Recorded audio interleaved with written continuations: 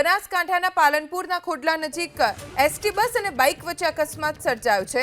અકસ્માતમાં બાઇક સવાર એક વ્યક્તિનું મૃત્યુ થઈ ગયું। એક વ્યક્તિ ઇજાગ્રસ્ત છે।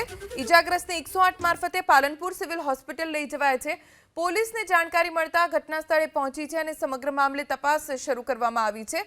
એસટી બસ બંધ પડી ગઈ।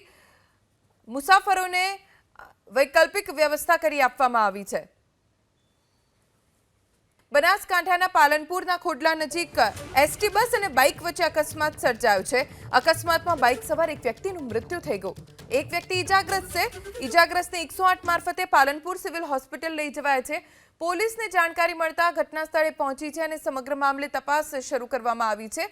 એસટી બસ બંધ પડી ગઈ। મુસાફરોને વૈકલ્પિક વ્યવસ્થા કરી આપવામાં આવી છે।